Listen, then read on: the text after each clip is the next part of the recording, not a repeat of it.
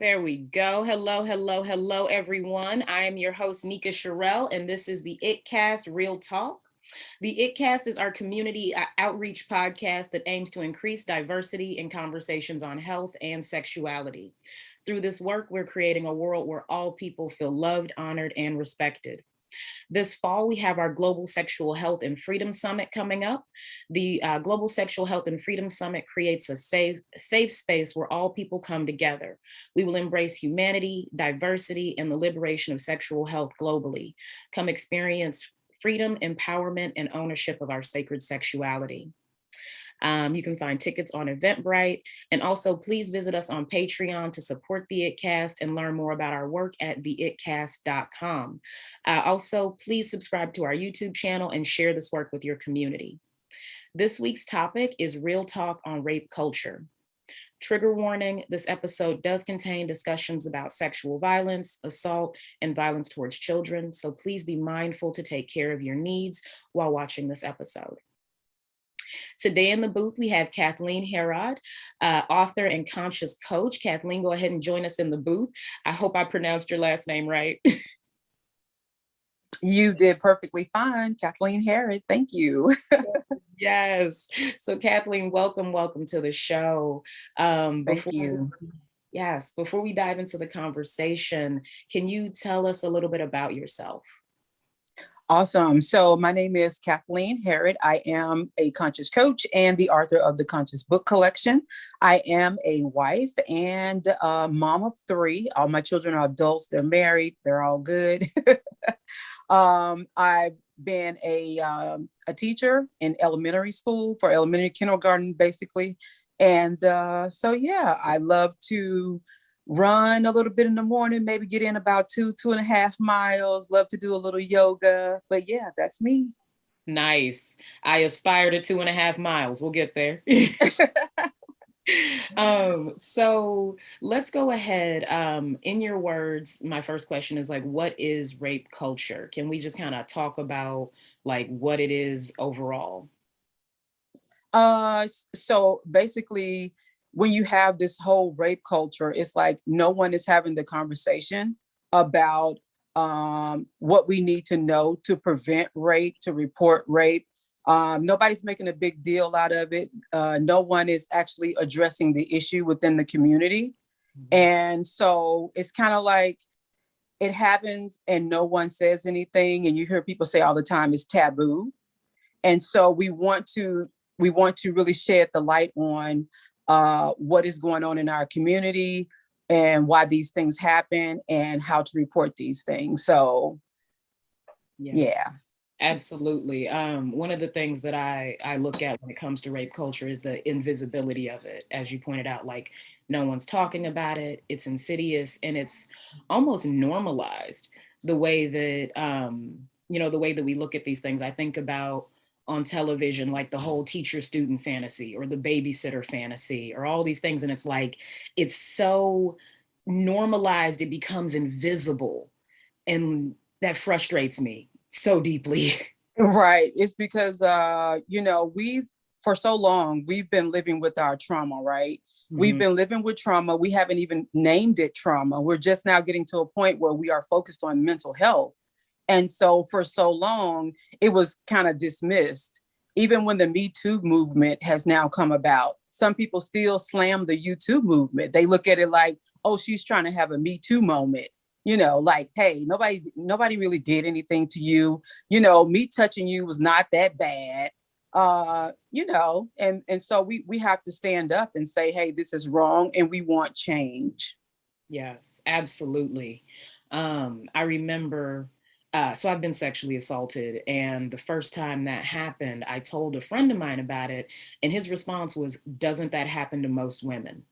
And I was like, that Wow. should not be a normal response. Like that, it shouldn't be so commonplace that anyone feels like they could say that.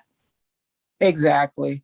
And that's part of us doing the work, and the part of me doing the work that I am doing right now. First, I want to say, and not to trigger you and have to ask permission too, to say, sorry that happened to you.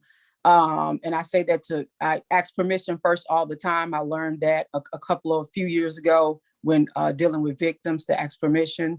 But yeah, we do have to just keep in mind that the more we do the work and stand up and use our voice to say that that is no longer acceptable, that is the way we become these change agents, and we get to see the results and the change that we want to see. And it's unfortunate, that you have to say a thing is a thing, and that a problem is a problem. But for some reason, a lot of people do not recognize their behavior as an issue. And so you kind of just have to point it out. Right. And there's a missing in the connects with communication. Like, I feel like we're still developing the language around rape and consent, and, like, really looking at what that is. Because there was a time when sex didn't have to be consensual. Like, and one of the things that we're talking about now is sex and rape are not equal. Like, sex is not rape, rape is not sex.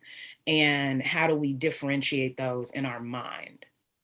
Right. So the best thing for that is no means no. We have to, as women, we have to teach our daughters, and could possibly be your son too. We do have to teach them the language. We do have to teach them to assert their voice and to actually say, no, I do not want to have sex. Because when you're in a situation or in a moment, sometimes the language, you have body language that's happening, and then you have your verbal side that should be happening. But a lot of times we're taking physical cues, body cues, to try to pick up on whether this person is saying it's okay to move forward or we need to stop right here. So we do need to have a more, just a stronger voice in saying, no, I do not consent. And a lot of people think that's weird, to be in a space and maybe enjoying some intimacy, some touching or whatever. And then I just got to stop and say, no, I do not consent. Yes, it is necessary, because the other person may not be aware of the fact that you feel uncomfortable, that you do not want this. And so we do have to be clear about what we desire in that moment or not desire in that moment. Yeah. Yeah. Having clear and having clear boundaries that you're present to, and like knowing what your limits are, I think is a very, very important step. You talked earlier about trauma. And I want to dive into that a little bit deeper, because I think there is some real meat there, especially talking about the Black community and what we've been through for generations. I think that there is a difference in the way we experience sex. Can you speak to that? I mean, everybody's situation, of course, is going to be different.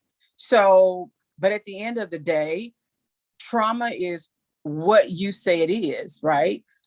On the other side of that is what the law says it is. So you do have to know the difference in between maybe I didn't like something that happened versus someone committed a crime and broke the law. So with trauma, if someone touches you inappropriately, that can traumatize you. It depends on the situation, where you are, how it happened, and really how it made you feel. Now, by law, if someone touches you inappropriately, will that be sexual assault? It may not be. It depends on the situation. But for you, whatever it was for you, then you have the full right to express your trauma and to seek help and whatever remedy that you need for whatever you experience. When I was growing up, I'll tell you a quick story about me, a little bit about my background. I was sexually molested and I was raped, and it was within the family. And the person that raped me actually married into the family, was married into the family. And so I definitely experienced, my trauma. And so when you're dealing with that, it depends on the level of trauma you're dealing with too. So for me, dealing with that level of trauma, you want to take the necessary steps that you need. And the unfortunate thing is, some of those that are closest to you, like your family, may not understand that you have been traumatized. They may just look at it like, well, hey, it happened, but it's a family thing and it's a family secret, and we're just going to keep it to ourselves. and we'll Right. just deal with it the best way we possibly can. They don't fully understand the level of trauma that you're experiencing, and you sometimes can't get the help that you need. So yeah, that's it. And it's sad, but over the years since I've been doing this work, I have found that um a lot of times, like you said, when you look at the olden days or past times, we did not have the tools, the resources, or the conversation to help those who had been victimized, who had been traumatized. And I think it's good now that we're having these types of conversations so that we can, finally find a remedy and resources that we could connect people to who have been traumatized. Absolutely. Absolutely. And one of the things I look at from a historic perspective is that we didn't have the autonomy of our bodies for a long time. And as we look at the generations and how we have moved forward, it's very easy to normalize the trauma and the violence and those family secrets. It's like it's easier to hush it up than it is to actually hold someone accountable. And Right. accountability doesn't have to be like legal implications, but accountability means that you're taking responsibility for your actions. And I see that go missing a lot. Um, yeah. So, Now, for me, I'm this is me. Not everybody's like me. For me, after years of speaking with people, hearing their experience, um, I highly recommend that you take the legal route, even if it's within your family. And the reason why, and I can only speak for me, the reason why is because I find it that when someone has stolen something from you, your innocence, your body, it really takes away from who you are as a person. Spiritually, it harms you. Emotionally, mentally, is very draining. Part of restoration is definitely holding those accountable. And mhm. I would say do the legal part. The legal part is important. I don't want to I had that written down in my notes, so I don't want to jump ahead. But I'll the go for legal it. part is important because that is how you build a track record. Because you have to keep in mind that when someone sexually assaults you, the likelihood is that they have assaulted other people. There is no one-time rapist. There is no one-time child molester. This is a person who, for whatever corrupt reason they do these things, are likely to do it to someone else, which is why I always say, always do legal. Even though it's family, and I know because in my family, that's what happened. But I still went the legal route, and I'm glad I did because you can find you want to build that track record to protect other people. And it's back to what you were saying just a second ago is, in our community, we've accepted a lot of things that were actually trauma and normalized it. I say this oftentimes. We, in our movies, in our communities, we glorify pimping, right? Like pimping is a thing. Like, we cool, we got our chain, Why? we play it up like it's a normal thing to do. But 85% of people who enter into sex work come from abused homes, and a lot of them sexually abused homes where they had to run away from. So when you see someone pimping, you have to understand that those are more than likely underage children, number one, Yeah. and they've already been harmed, and now you're further damaging them. So a lot of things, like I said, to me, we just don't know any better because we've never had this level of information out there and had this explained to us. So we do need to understand that. Even when it comes to little girls, we over sexualize, we hypersexualize, you know, telling a young lady she's fine when she's 13 years old, she's a baddie, telling a young man, oh, you're going to be trouble when you grow up. We're not even allowing them space to be children and to grow up with the right sense of who they are and who they should be sexually. So it's a lot of conflict with that, and I'm glad to see that we're having these conversations. Absolutely. Absolutely. There's there's so much richness in what you just shared. I want to I want to look at the adultifying of children, because like that is something that we do. It's so easy.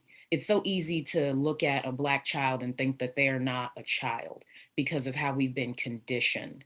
Um, Wow.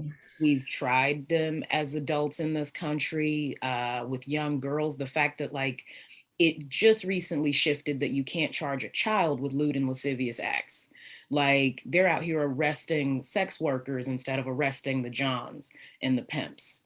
And it's like, let's shift the perspective of our direction so that we can protect the people who need to be protected and call out the people who aren't being called out. And that's a part of it too. That's totally a part of like the invisibility, the limitations.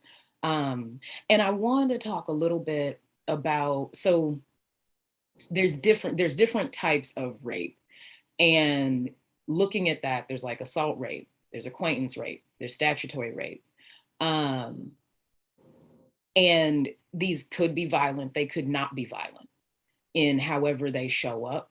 Um, but looking at the conversation around children, like I feel like we get how statutory rape is different, but I don't think it's actually psychologically different. I'd love to get some opinions around that, because I'm like, it's still damaging, it's still removing of the innocence, it's still harmful. Right. I think the biggest thing that we have to focus on is uh, why statutory rape is in place. What, why they had to do that. And the reason why is because we are at different levels of development, right? We are at different levels of understanding.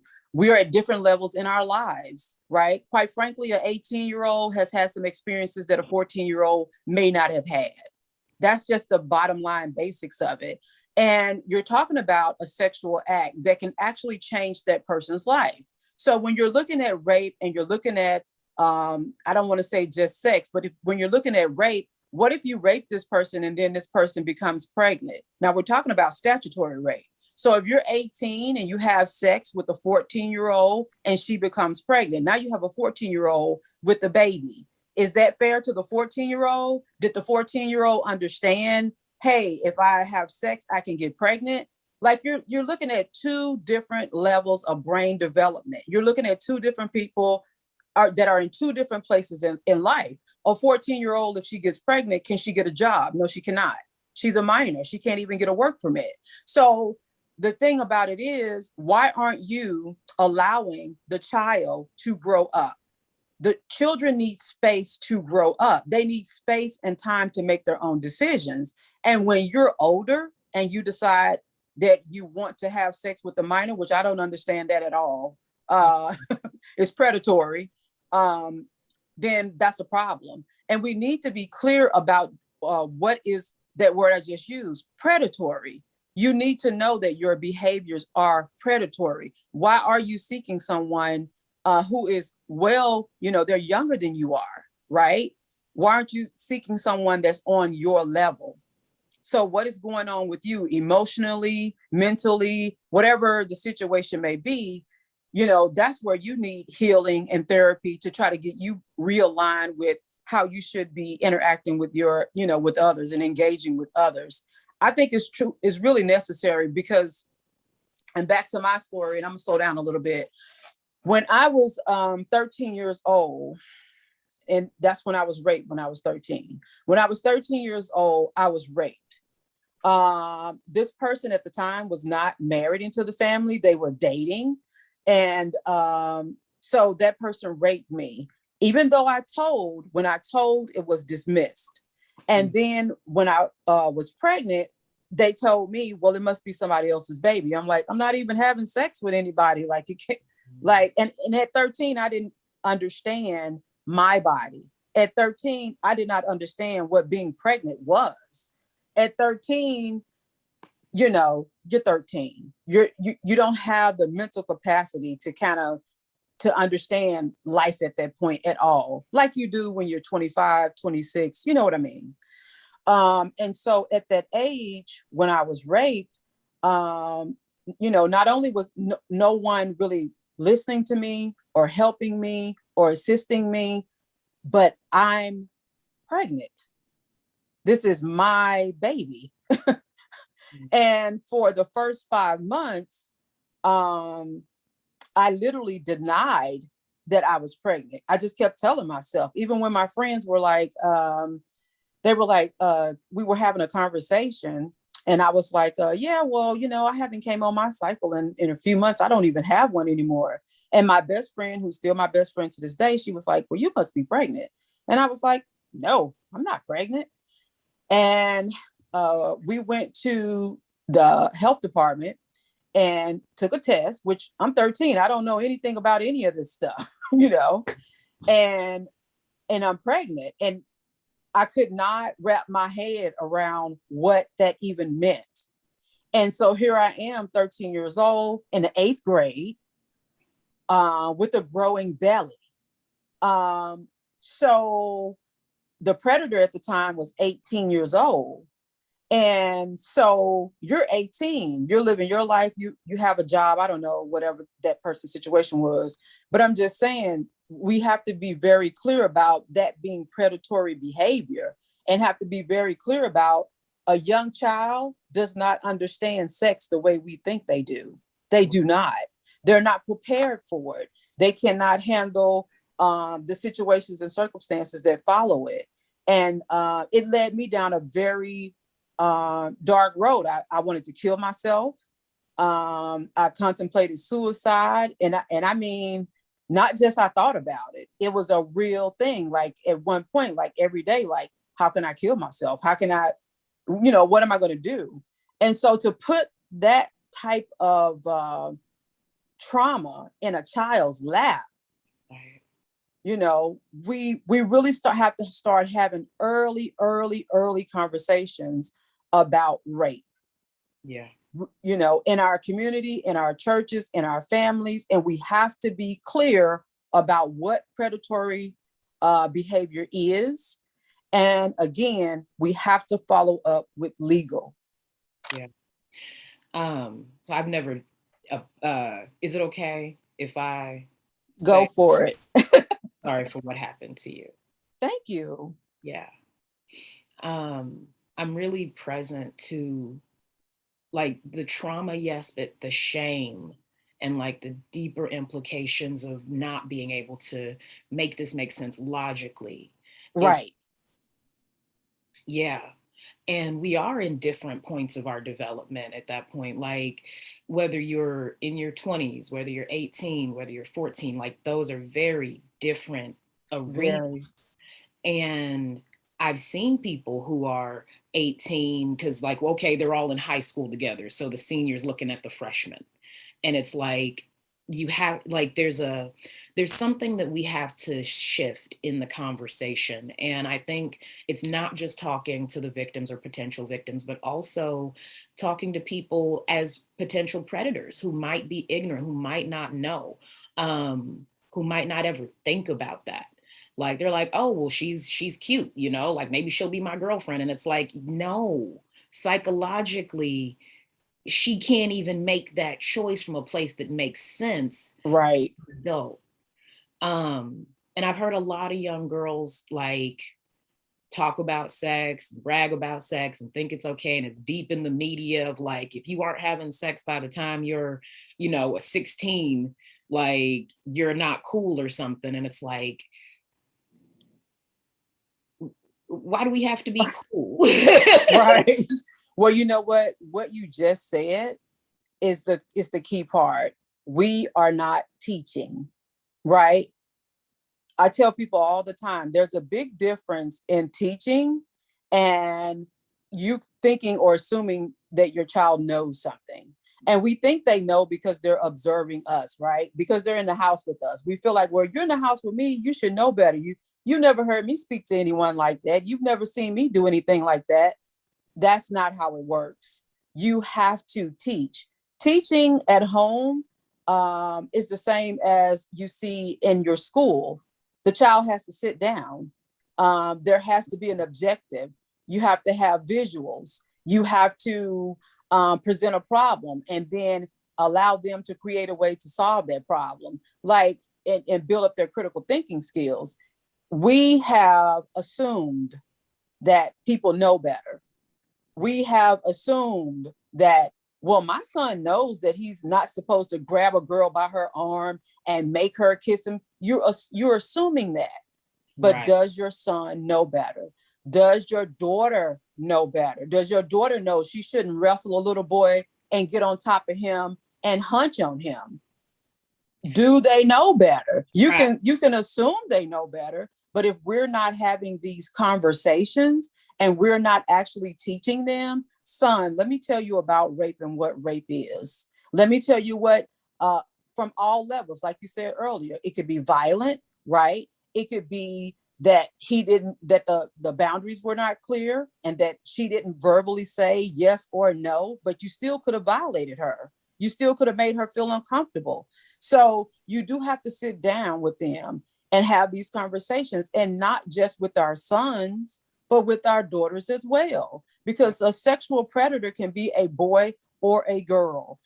It can be male or female. So we need to take the time to sit down with them and have a conversation with them and to let them know that this behavior is not acceptable. To let them know, son, you're 16 years old.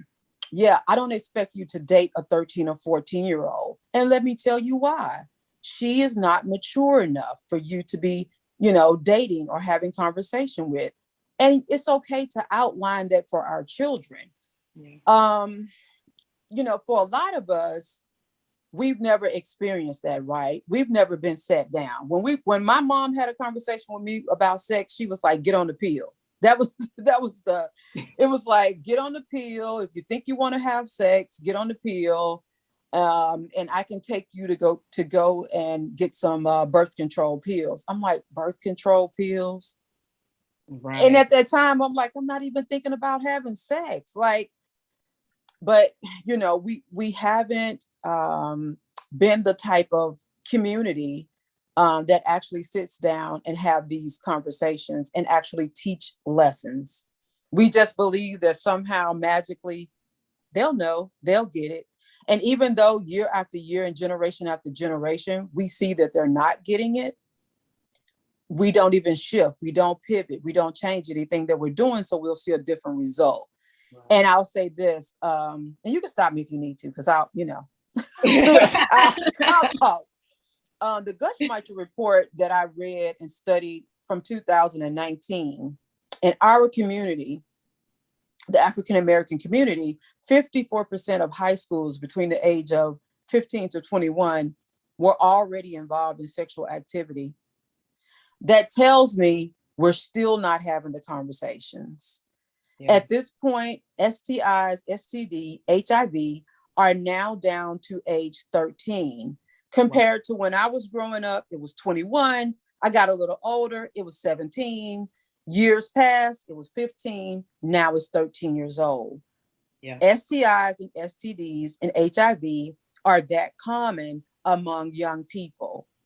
And now they're saying that children as young as 9 are engaging in full penal sexual intercourse. Can I say that on here? Is that okay? Yes. Yeah. There are some things you So, can't say, but you can say that. yeah. So we do have to understand that there is a need for us to be heavily involved in educating our own children and what we need to cover when we're talking to them. Not just this is the breast and this is his private and this is what his private is. And no, we need to do a little bit more work, be a lot more detailed, and also give them an opportunity to respond to see what they understand and comprehend and know, so that we can continue to educate them throughout their years, as a matter of fact. Absolutely. It's beyond good touches and bad touches and abstinence only education. And when you remove the depth and the details of this education, you have a lot more people trying to figure it out for themselves. And that's a dangerous pool. I also wanted to comment on something you said earlier about, like teaching our sons and our daughters, and that men and women can both be predators and cross lines and boundaries. I don't think that we talk to our young men enough about actually what a predator looks like, whether they're male or female. It's like there's this imbalance. There's a double standard of like, oh, a young man getting an older woman, like he's hot, he's a man, he's doing his thing. But if you switch the role reversal, all of a sudden it's like, she's a victim and he's a predator. And it's like, we need to see that on both sides, so that we can really make a difference in this conversation. Because again, it's when we don't talk about it, it becomes invisible. Right. And then, to add to that, and thank you for bringing that up and being clear about that. To add to that, we do know that hypersexual, early sexual behavior, predatory behavior that's been, where you victimize people or someone has been a victim, we do know that does lead to issues in relationships. Yeah. It does lead to people who have a disconnect where they're not able to connect with their partner. It leads to all different types of issues because of the trauma. It is not normal at all for anyone to sexually engage a child or someone much younger than them, because like we said earlier, mentally they're just not ready. And I hope I can say this, Charlemagne the God, he did put out an interview where he talked about his neighbor who was an older woman who was supposed to be babysitting him. It's all on YouTube. You can just go, you can YouTube it, it's on there. Yeah. And he talked about how the lady came over and basically she was raping him. She was sexually molesting him. At his age, I don't know, I can't remember his age. I want to say he was 9 or 10 or 13 or whatever. At his age, what does he know about sex? What does he know about being touched? Now, listen, we all know that sex is sex. It's a feel-good, natural part of our body, right?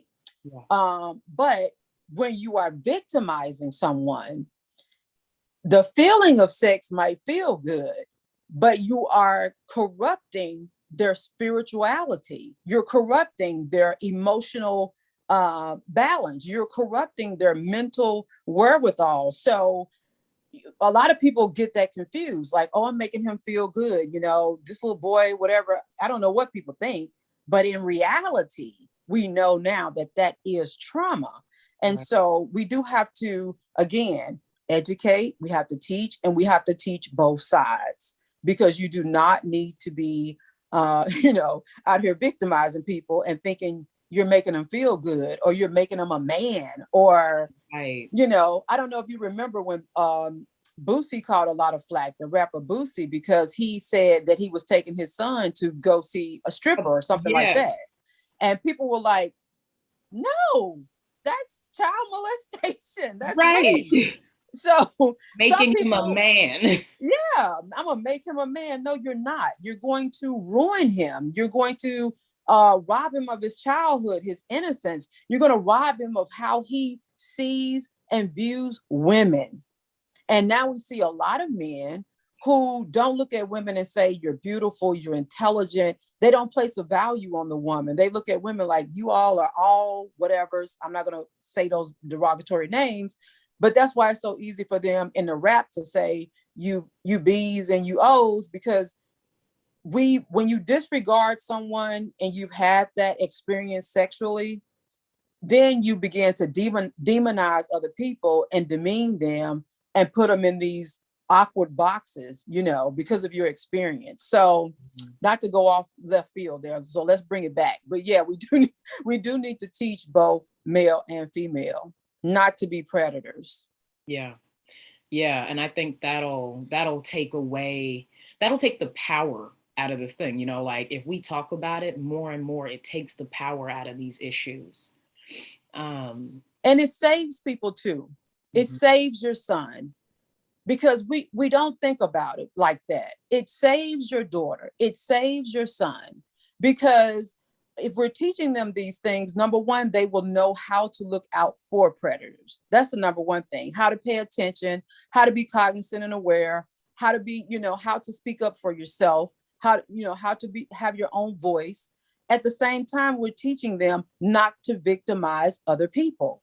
Right. Because, if you think about the R. Kelly situation, and I watched his brother do an interview on Tasha K. Unwind, when he did his interview, he talked about how his sister would harm them sexually. Mm-hmm. Molestation was in the home. And he talked about how she was young at the time. I think younger than 13 or 13 years old, 6, I don't know. She didn't know any better. Right. Now, do you think you actually want to grow up being a child predator? Nobody wants to grow up and be a child predator. But if no one is having the conversation with you, if no one is telling you, if no one is giving you these lessons, and then you have to turn around at 26 sitting in a jail cell and say, wow, why didn't someone just teach me? Why didn't someone take the time to let me know what I was doing was wrong? Right. There's something that you brought up in this as well, is like, if someone is molesting a 9-year-old, that 9-year-old is going to play with other children. And Exactly. childhood sex play it's a normal thing for children to kind of discover their bodies and learn. But when you put concepts of adulthood into that space, now children are going to go out and play with other children, and they're going to have these concepts that no one understands. And it'll get younger and younger and younger, because these are kids we're talking about. And kids talk to other kids. Kids do things Right. with other kids. They don't want to go to adults. It's a Right. whole other conversation. So when you're pointing that out about R. Kelly and his brother, it's like it was something that was normalized for them. And then the cycle perpetuates and perpetuates. I remember his brother saying, oh, well, I like older women. It's okay for him to like younger women. And it's like, psychologically, No. right? Like, no. Like the fact that that's an actual thought coming out of the mouth of a grown man lets us know how maladapted we can be as children. Like, that was not a shift that he stepped out of. Oh, And wow. You see it all the time, though. Um, Watching one of R. Kelly's interviews, in the interview, he said, well, their parents dropped her off. And so when they dropped her off, I thought, hey, they didn't care. In a predator's mind, there's a breakdown, right? Because they don't have any boundaries. They've never learned what was appropriate and not appropriate. No one has ever challenged them on their behavior. They've been doing it for so long, they think it's normal in their mind. And so when they're confronted, even R. Kelly now, he's, what is he, close to 50, maybe over 50 years old or whatever. He still does not have a problem saying, well, if she's 18, you're going like, don't you get it by now? right. It's still something very wrong. And can I just point out, like, when you're at the gate waiting for them to turn 18, there's something else wrong with that as well, because you're not looking when they're 18. And I also want to point out, like, an 18-year-old's developmental mindset is not at all like a 50-year-old's. No. Our brains don't even finish developing until we're nearly 30. So, Right. like, and even then, we don't have the life experience, we don't have the life lessons. It becomes a thing, and there's a great divide in these psychological mindsets. Definitely. Definitely. And it goes back to why it's so important for us, again, to have these conversations and to really give our children that framework they need, to let them know what the parameters are, like what are the boundaries, what can I do, what is okay, because a lot of times they just don't know. Yeah. We live in a community where we have been under systemic oppression. From there, slavery taught us, it didn't really teach us, but we were in situations where they were inbreeding us, where they would breed a mom, and this is you're going to be, please don't be triggered, but they would use a mom to breed with the son. Yeah. It was just so much going on that we did not have control over.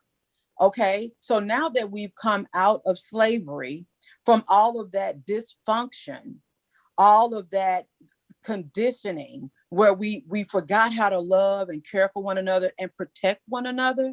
Now that we are at this point, we can go back to our original heritage where we cared for one another, where we sat down and we taught our children and we took the time to make sure they knew what was appropriate, what was inappropriate, and that they knew that their behavior outside of the house and inside of the house mattered, and that they have to live up to certain expectations.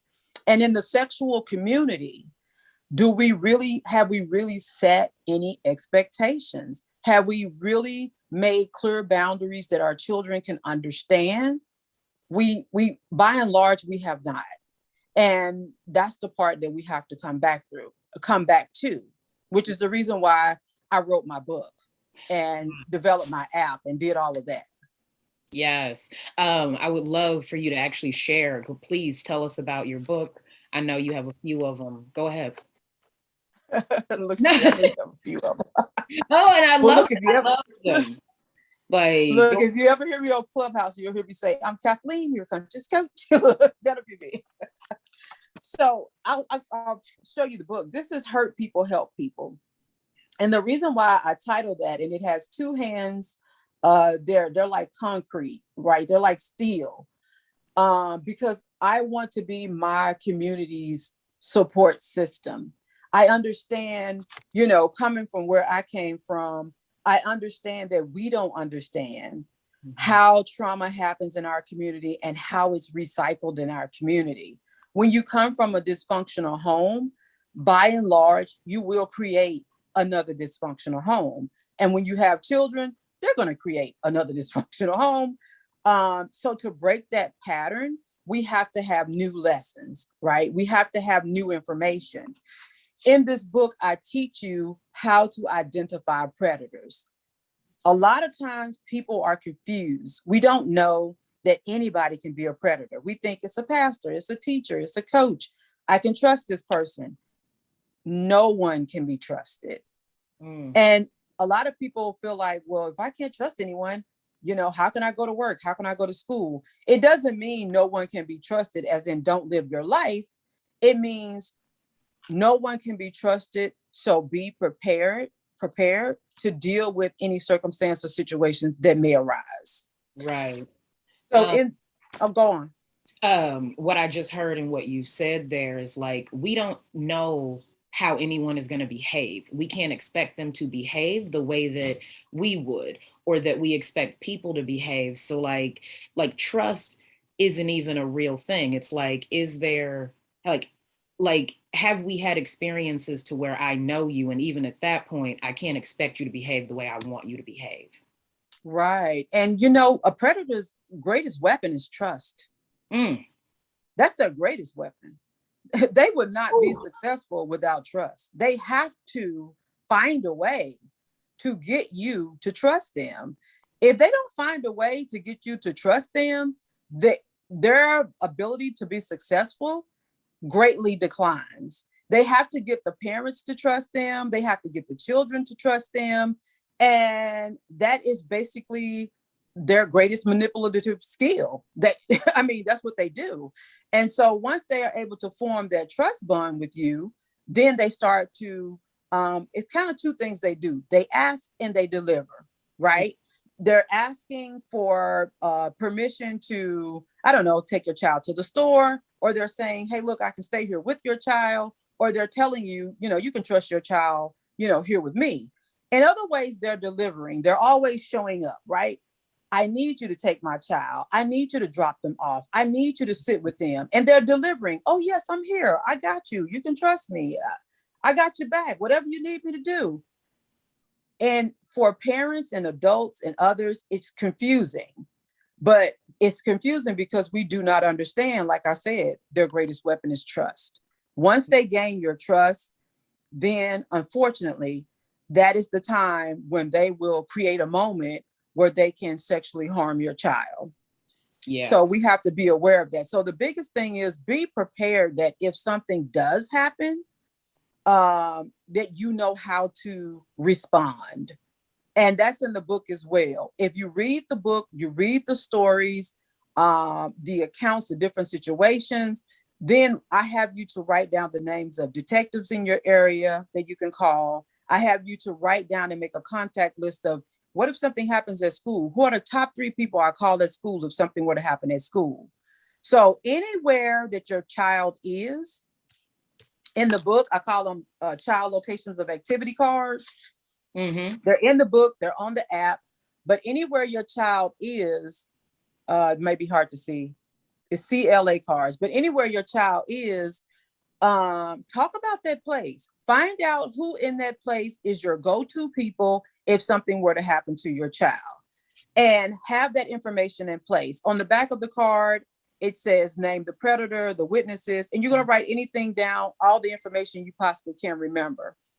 And then I give you 2 body cards. One is male, one is female. They can mark on this card. On the app, they can mark on this.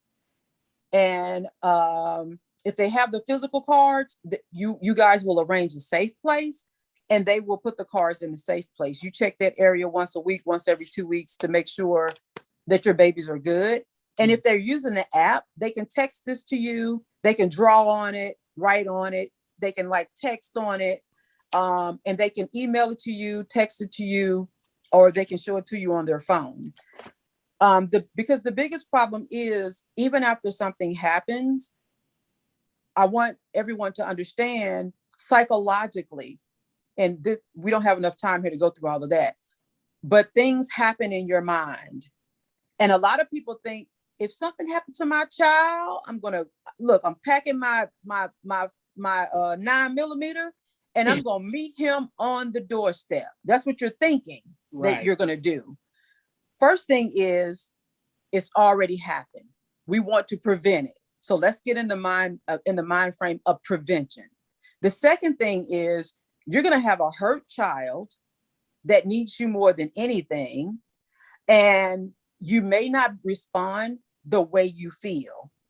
The second part is, you may respond the way you feel, but then you're going to leave a child with a parent who's caught up in a court situation. For me, and forgive me for saying this, do what you do. Because I'm coming with my 9. So we'll deal with that later. But really just have something and have things in place so you will be able to respond. And again, make sure you go through do the legal work. Yes, I know reporting is deeply important. And before we move forward, I just wanted to point out that grooming and molestation are very real. And what I just got from your share is, not only do you groom the child, you groom the parents. You groom the parents. System. Yep. And for anyone out there listening who doesn't know, grooming is that process of gaining the trust and becoming inside of the world such that you can perpetrate whatever is there for you. So that entire conversation. And then molestation, it took me a long time to get that molestation is not just something that happens to kids. Like, it can happen to people at any age. If you're naive to the situation and not paying attention, it can happen. So looking at those two and how they fit hand in hand, I just wanted to take a second to share that. Yeah. Going back to molestation, right? And you spoke earlier about children. One of the cases that I read about involved a kindergartner who they did not know was touching children inappropriately in the closet. And this is a kindergartner. So, he or she did not, can't remember if it was a he or she, they don't know what they're doing. But apparently they were experiencing some trauma at home and learned that behavior. And then they started bringing it to school. When we're looking at molestation, right? And especially when we're talking about children, again, we have to teach these lessons, because you don't want to be the parent that has to show up at school and hear the report about little Johnny pulling his, Yeah. It's embarrassing for the child. I mean, of course, the parent had to relocate. Some of the parents pulled their children out of the school because it was traumatizing and the children didn't want to go back. So we have to realize that these things are happening. They're happening more frequently than we ever think.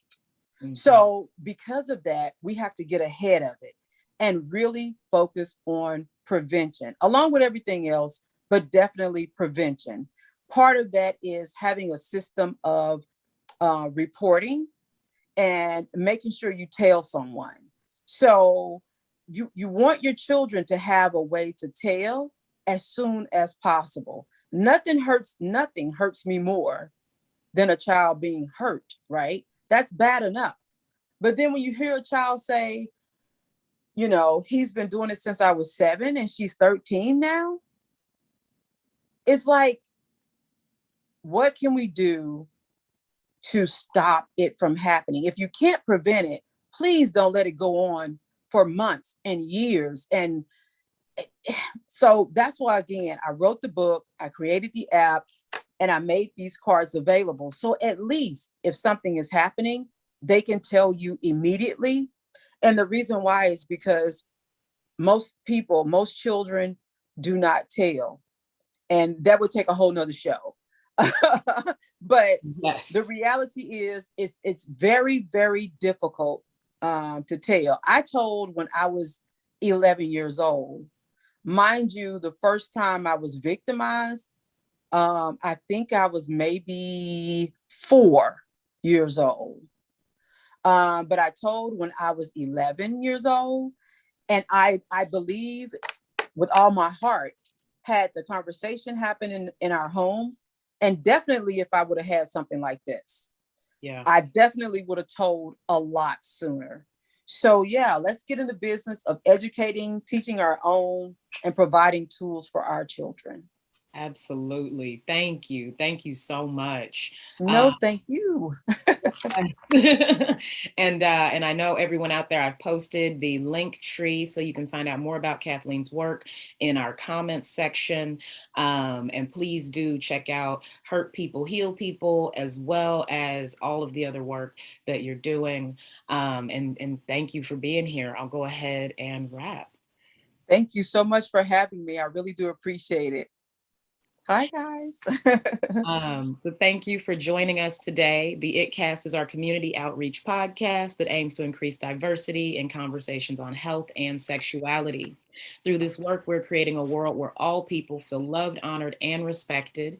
Please check out our Global Health Summit, Sexual Health and Freedom Summit coming this October, where we create a safe space for all people to come together and embrace humanity, diversity, and the liberation of sexual health globally. Visit us on Patreon to support the ItCast and learn more about our work at theitcast.com, and subscribe to the YouTube channel and share with your community. Thank you so much for being here, and we will see you here next week.